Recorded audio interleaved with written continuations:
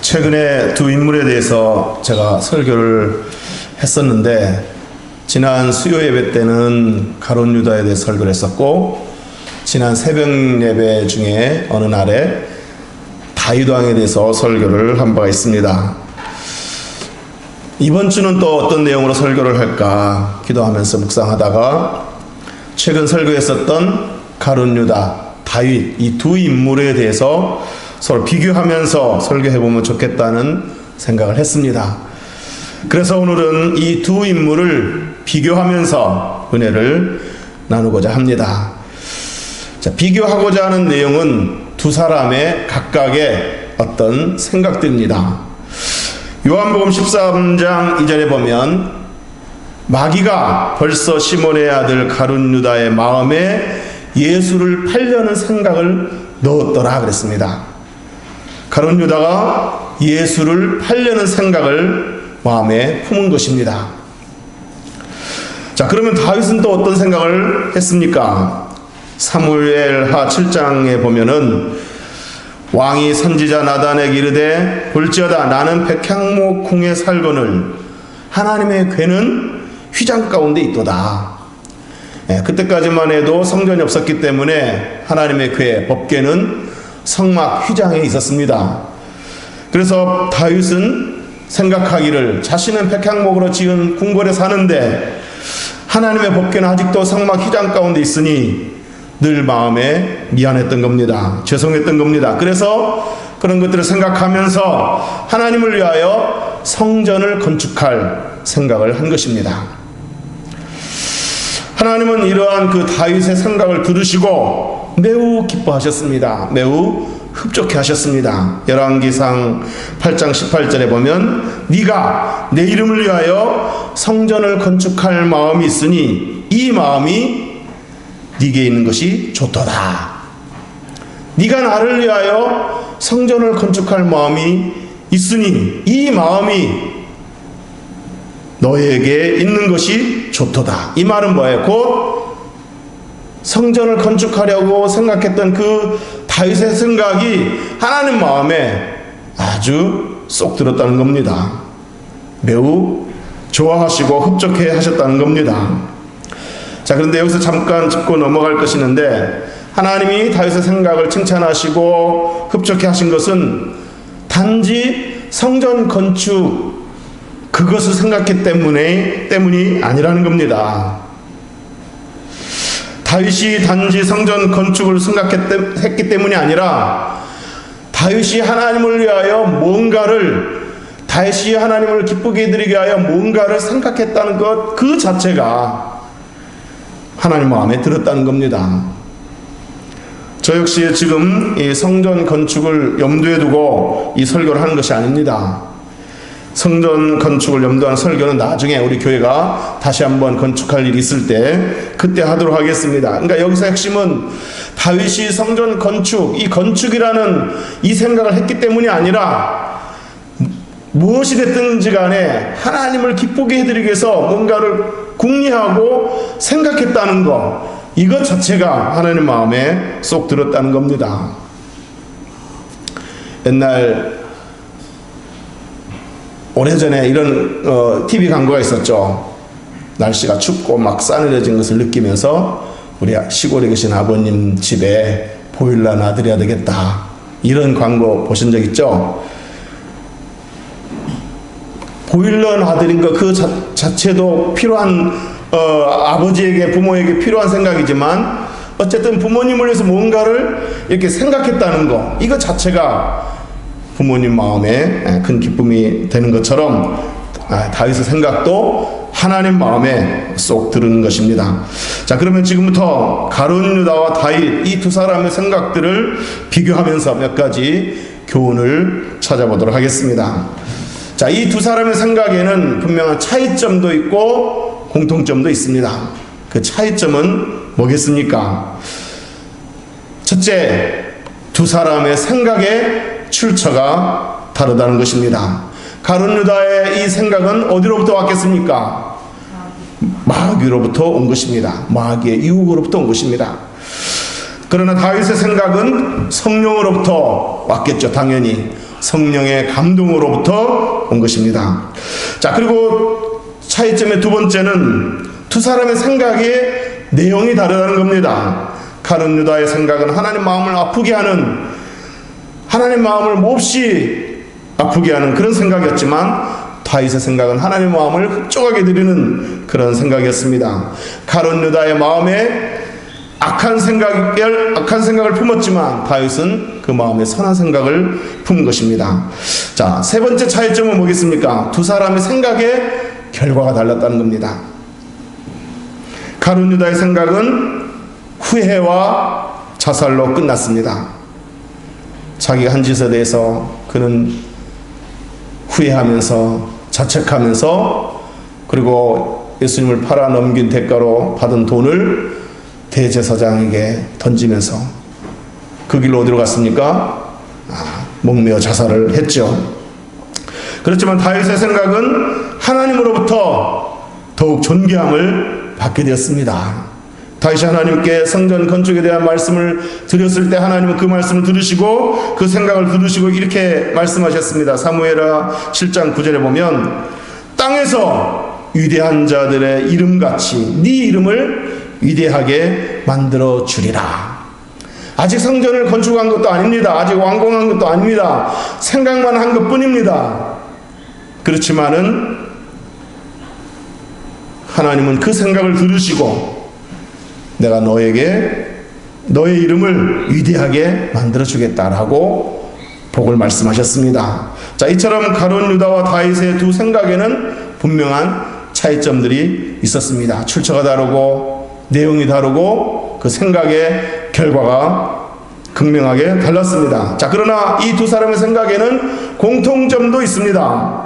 그 공통점이 뭐겠습니까? 첫째는 이 두 사람의 생각은 어느 날 갑자기 떠오른 것이 아니라는 겁니다. 갑자기 그 생각이 문득 떠오른 게 아니라는 겁니다. 평소에 가졌던 두 사람의 그 관심사, 마음의 생각들이 이런 생각들을 갖게 만들었다고 볼 수 있는 것입니다. 가룟 유다는 우리가 잘 알다시피 평소에 어디에 관심이 많았습니까? 돈에 관심이 많았습니다. 돈에 욕심이 많았습니다. 욕심이 잉태한즉 죄를 낳는다, 그런 말씀이 있듯이 유다는 평소에 돈에 관심이 많고 욕심이 많았습니다. 그러자 실제로 유다는 회개를 맡았을 때 돈꾀에 손을 대기도 했습니다. 마리아가 향유 옥합을 깨뜨려서 예수님의 발 아래 부었을 때 이 모습을 본 가룟 유다가 마리아를 꾸짖었습니다. 이 향유 옥합을 팔면 300데나리온의 값이 나올 텐데 그 돈으로 가난한 자들을 구제했더라면 더 좋았을 걸 하면서 마리아를 꾸짖었습니다. 그러나 요한은 훗날에 이 사건을 기록할 때 이렇게 기록했습니다. 요한복음 12장 6절에 보면 이렇게 말함은, 즉 가룟 유다가 이렇게 말한 이유는 가난한 자들을 생각함이 아니요 그는 도둑이라 돈꾀를 맞고 거기 넣은 것을 훔쳐가미라라, 이렇게 기록했습니다. 그러니까 가룟 유다는 평소에 돈에 관심이 많았고 늘 돈에 욕심이 많았습니다. 이 평소에 가졌던 이 관심사가 마침내 결국 예수를 팔 생각까지 하게 된 것입니다. 다윗도 어느 날 갑자기 성전 건축을 생각한 것이 아닙니다. 평소에 하나님 사랑하는 마음이 있었고 어떻게 하면 하나님 마음을 기쁘게 해드릴까 하는 그런 그 마음이 늘 있었기 때문에 성전 건축이라는 그 생각을 하게 된 겁니다. 그래서 자신은 궁궐에 사는데 하나님의 법궤는 아직도 성전 휘장에 있구나, 성막 휘장에 있구나 하는 것들을 보면서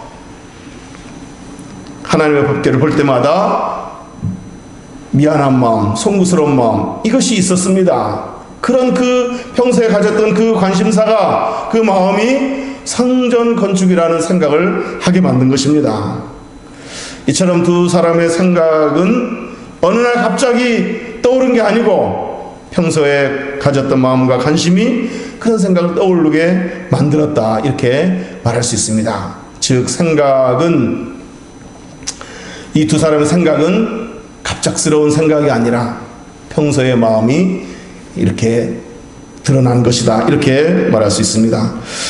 그러므로 저와 여러분도 평소에 어떤 마음을 갖느냐, 평소에 어떤 관심을 갖느냐, 평소에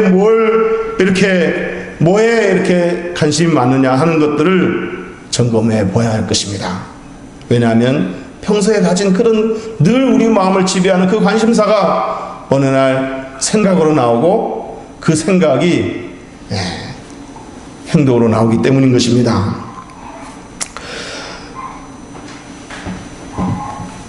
물론 성경에서는 그 예수님을 팔 생각을 누가 넣었다고 그랬습니까? 마귀가 넣었다고 그랬습니다. 마귀가 예수님을 팔 생각을 집어넣었다, 이렇게 성경은 기록하고 있습니다. 그래서 언뜻 보면 예수를 팔려는 이 생각이, 이 악한 생각의 책임이 가룟 유다에게 있는 게 아니라 전적으로 마귀에게 있는 것처럼 이렇게 보입니다.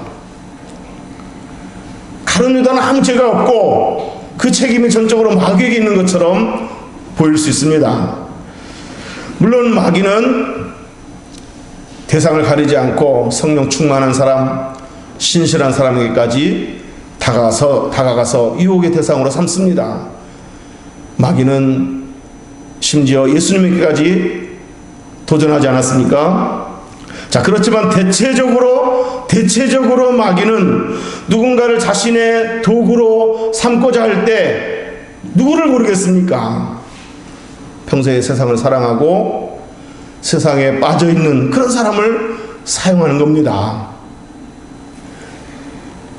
여러분, 그 동네 조폭들이 그 조직을 늘리기 위해서 이제 사람들을 포섭하고자 할 때, 청소년들을 포섭하고자 할 때 어떤 청소년들을 포섭하겠습니까? 공부하기 싫어하고 놀기 좋아하고, 그래서 학교 수업 맨날 빠지고 동네 PC방에서 빈둥거리는, 그러다가 또 돈 떨어지면 약한 애들 붙잡아 놓고 삥이나 뜯는 그런 애들을 대상으로 삼고 접근합니다. 너 우리 조직에 들어올래? 그럼 돈 줄게. 이런 애들을 포섭하는 겁니다. 마찬가지로 마귀가 예수를 팔 생각을 넣어줄 대상을 찾을 때, 평소에 돈에 관심이 많고 돈에 욕심이 많았던 가룟 유다가 적격이겠구나, 이렇게 생각하고 가룟 유다를 선택한 겁니다. 그러니까 이 가룟 유다가 예수를 팔 생각을 한 것이, 가룟 유다는 아무 죄가 없는데 마귀가 시켜서 한 거다, 그러므로 가룟 유다는 아무런 책임 없다, 이렇게 말할 수가 없다는 것입니다. 베드로전서 5장 8절에 보면 근신하라, 깨어라, 너희 대적 마귀가 우는 사자같이 두루 다니며 삼킬 자를 찾나니, 그랬습니다. 베드로 사도가 근신하라, 깨어라 라고 권면하는 이유가 무엇이겠습니까? 마귀는 두루 다니며 삼킬 만한 대상을 찾을 때 대처적으로 근신하지 않고 깨어있지 않는 그런 사람들을 찾는다는 것을 누구보다도 베드로 자신이 잘 알고 있기 때문입니다. 주님이 깨어 기도하라, 시험에 들지 않게 기도하라 말씀하셨는데, 그는 기도하지 않고 잠만 자고 있다가 예수님을 부인하고 만 거 아니겠습니까? 그러므로 평소에 저와 여러분이 무슨 생각을 하며 사는지를 살피고 근신하고 깨어 있어야 될 줄로 믿습니다.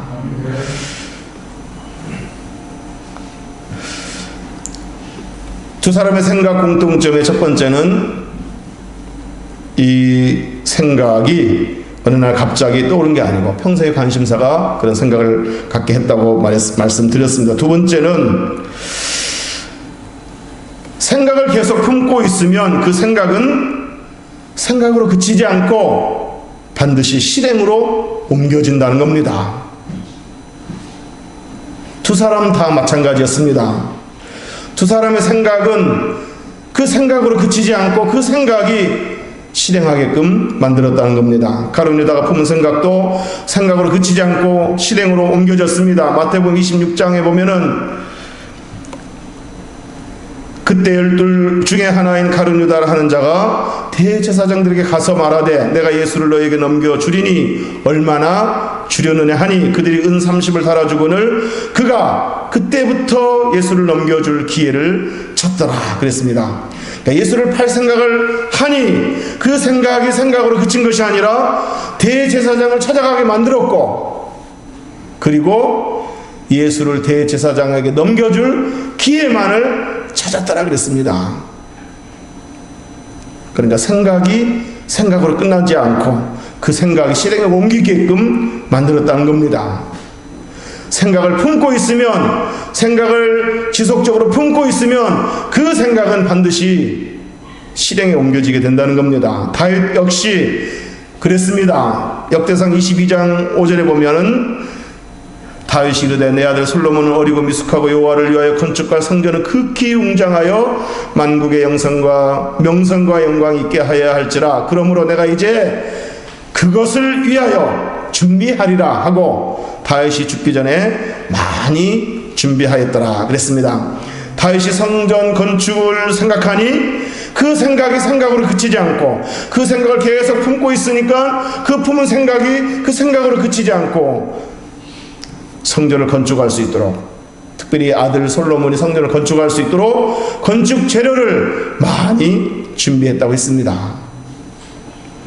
이처럼 생각은 생각으로 끝나지 않는다는 겁니다. 생각을 지속적으로 계속 품고 있으면 그 생각이 실행으로 옮기게 만든다는 것입니다. 그러므로 저 여러분이 생각을 조심해야 되겠지만 또 언뜻 잘못된 생각이 들어오게 된다 할지라도 그 생각을 계속 품고 있으면 안 된다는 겁니다. 그러니까 내게 언뜻 들어온 이 생각이 계속 품고 있어야 될 생각인가, 그렇지 않아야 될 생각인가, 이런 것들을 판단해서 이것이 하나님 기뻐하지 않는 생각이고 내 삶에, 내 신앙에 무익한 생각이라면 그걸 끊어야 되고 떨쳐버려야 되고 버려야 될 줄로 믿습니다. 청교도들 격언에 이런 말이 있습니다. 새가 머리 위로 날아다니는 것은 어쩔 수 없지만, 새가 내 머리 위로 이렇게 날아다니는 것은 어쩔 수 없지만 그 새가 내 머리 위에 둥지를 틀게 할 수는 없다. 이런 격언이 있습니다. 마찬가지로 잠깐 좋지 못한 생각이 내 머리를 스칠 수는 있지만 그 좋지 않은 생각이, 무익한 생각이, 하나님 마음을 아프게 될 그 생각이 내 생각 속에 자리 잡도록, 그 생각이 내 마음을 지배하지 못하도록 계속 품고 있으면 안 된다는 겁니다. 그 생각들이 둥지를 틀고 자리를 잡으려 할 때 그것을 떨쳐버리고 끊어버려야 될 줄로 믿습니다. 더럽고 추하고 음란하고 교만하고 시기하고 미워하는 이런 좋지 못한 생각들이 우리 마음속에 들어올 때 그것들을 단호히 물리쳐야 될 줄로 믿습니다. 그렇지만 하나님이 기뻐하시는 선한 생각이라면 그것이 좋은 결실을 맺기까지 계속 품고 있어야 될 줄로 믿습니다. 마치 어미닭이 알을 품을 때 언제까지 품습니까?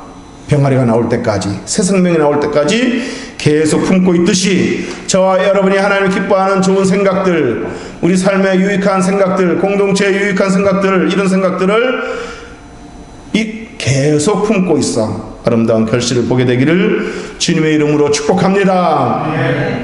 로마서 8장 5절 6절에 보면 육신을 따르는 자는 육신의 일을, 영을 따르는 자는 영의 일을 생각하나니, 육신을 따르는 자는 육의 일을 생각하고 영의 일을 따르는 자는 영의 일을 생각한다 그랬습니다. 육신을 따르는 자는 육신의 일을 생각하고 영을 따르는 자는 영의 일을 생각하나니 육신의 생각은 뭐다? 사망이요 영의 생각은 생명과 평안이니라 그랬습니다. 사도 바울의 육신의 생각은 사망이요 영의 생각은 생명과 평안이라고 했는데, 오늘 본문 잠언에도 무릇 지킬 만한 것보다 더욱 네 마음을 지키라 라고 권면했습니다. 그리고 그 지켜야 될 이유가, 마음을 지켜야 될 이유가 생명의 근원이 여기에서 나오기 때문이다, 이렇게 말했습니다. 마음을 지켜야 될 이유가 생명의 근원이 이 생각에서 나오기 때문이다. 이 마음에서 나오기 때문이다. 그러므로 생각을 지키라, 마음을 지키라 하는 겁니다. 악한 생각이 우리 마음을 지배하도록 놔두면 우리 영적인 삶이 죽기 때문에, 생명의 근원이 여기서 나오기 때문에 마음을 지키라는 겁니다. 그럼 어떻게 우리 마음을 지킬 수 있습니까? 물론 우리가 의지를 굳게 해야 됩니다. 결단을 해야 됩니다. 의지적으로 결단해야 됩니다. 그러나 우리의 결단만으로는, 우리의 의지만으로는 안 됩니다. 상대는 영물이기 때문에 우리도 영적으로 대처를 해야 됩니다. 인간의 의지만으로는 우리 마음을 지킬 수가 없습니다. 그럼 어떻게 해야 되겠습니까? 첫째로 말씀을 붙드는 겁니다. 시편 119편 11절에 보면 내가 주께 범죄치 아니하려 하여 주의 말씀을 내 마음에 두었나이다. 내가 주께 범죄하지 아니하려 하여 주의 말씀을 내 마음에 두었나이다. 범죄하지 아니하기 위해서 주의 말씀을 마음에 두었다고 그랬습니다. 주의 말씀이 우리 마음에 자리 잡고 그 말씀이 우리 마음을 지배할 때 우리는 마음을 온전히 지킬 수가 있는 것입니다. 믿습니까? 두 번째는 기도하는 겁니다. 시편 19편 14절에 보면 나의 반석이시여 나의 구속자이신 여호와여 내 입의 말과 마음의 묵상이 주님 앞에 연락되기를 원하나이다. 내 입의 말과 마음의 묵상이, 내 입의 말이 바르게 나오려면 이 마음의 생각이 중요합니다. 마음의 생각이 온전할 때 내 입의 말도 온전해질 수 있는 것입니다. 마음속에 있는 바가 입으로 나오기 때문입니다. 그래서 이 시편 기자는 내 입의 말과 마음의 묵상이 주님 앞에 연락되기를 원하나이다 하고 기도한 것입니다. 여기서 연락되기를 원한다 할 때 이 연락이라는 말은 기쁠 열자 받을 납자, 기쁘게 받으신다는 얘기입니다.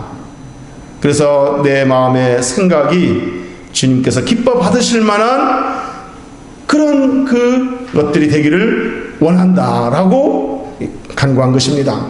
쉬운 성경에 보면 이렇게 되어 있습니다. 쉬운 성경에 보면은 나의 바위요 나의 구원자이신 여호와여 내 입의 말과 내 마음의 생각이, 개역개정에는 묵상이라고 되어 있는데 쉬운 성경에는 생각이 이렇게 되어 있습니다. 내 마음의 생각이 주님께서 보시기에 흡족하기를 소원합니다. 연락되기를 원하나다 그런데 이것을 풀어서 주님께서 보시기에 흡족하기를, 기뻐 받으실 만한 것이 되기를 소원합니다. 이렇게 번역했습니다. 저와 여러분의 마음의 생각이 주님께서 기뻐 받으실 만한, 주님께서 흡족하실 만한 생각이 되도록 기도하는 저와 여러분이 되시기를 주의 이름으로 축복합니다. 이처럼 우리 마음을 지키라 그랬는데 우리 마음을 지킬 수 있는 방법은 기도와 말씀입니다. 말씀과 기도입니다.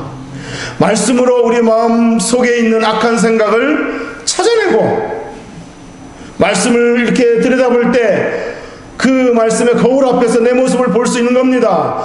내 마음의 거울을 볼 수 있는 겁니다. 내 마음속에 이렇게 악한 생각이 있었구나, 내 마음속에 이렇게 미움도 있었고 음란함도 있었구나, 교만함도 있었구나 하고 내 마음의 악한 생각들을 말씀으로 찾아보는 겁니다. 그리고 기도로 그 죄악된 생각을 끊을 수가 있는 겁니다. 하나님이 내 마음의 약한 생각들을 물리쳐 주옵소서. 내 의지만으로는, 내 결단만으로는 부족합니다. 성령께서 강하게 역사하셔서 이 약한 것들을 끊을 수 있게 하옵소서, 버릴 수 있게 하옵소서라고 기도하는 겁니다.